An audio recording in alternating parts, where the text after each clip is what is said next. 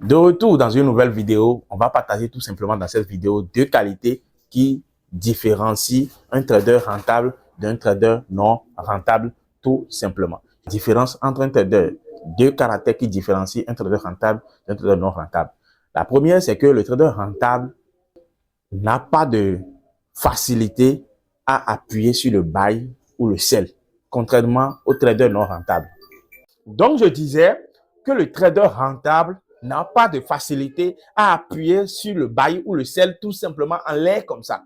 Ce qui veut dire que avant même que le trader rentable ne cherche à appuyer sur buy ou sell ou simplement prendre une position, il s'assure que toutes les conditions possibles à plus de 90% sont remplies.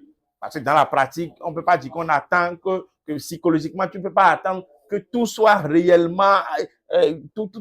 Non. Il y a des fois, tu vas prendre des positions en n'ayant plus de conditions. Donc, l'objectif ici, c'est d'attendre minimum que toutes les conditions soient minimum remplies avant de pouvoir appuyer sur ce buy ou ce sell là.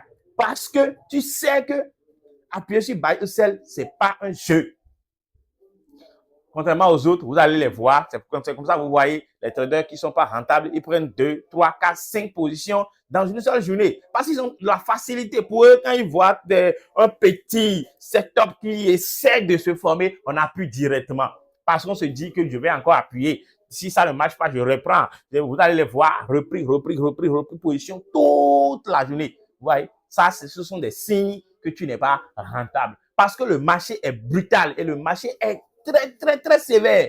Donc, le trader rentable essaie de bien calculer. Le truc est même que lorsque tu vérifies bien que les conditions soient vraiment bonnes, tout ce que tu trades, les setups, tu vois, et attendre le prix sur une zone bien précise et tout, avant de prendre une position, même si tu perds cette position-là, psychologiquement, tu es à l'aise parce que tu te dis que tu as bien fait les choses. C'est comme un match que tu as fait.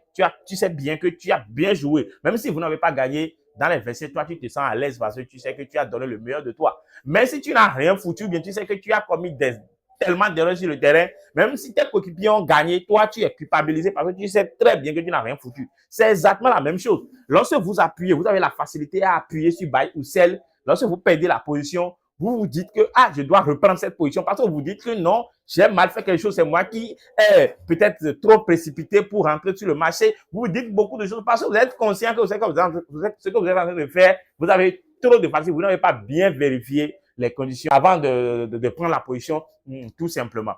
Et là, le deuxième point plus important, c'est que le trader rentable n'attend pas d'objectif financier.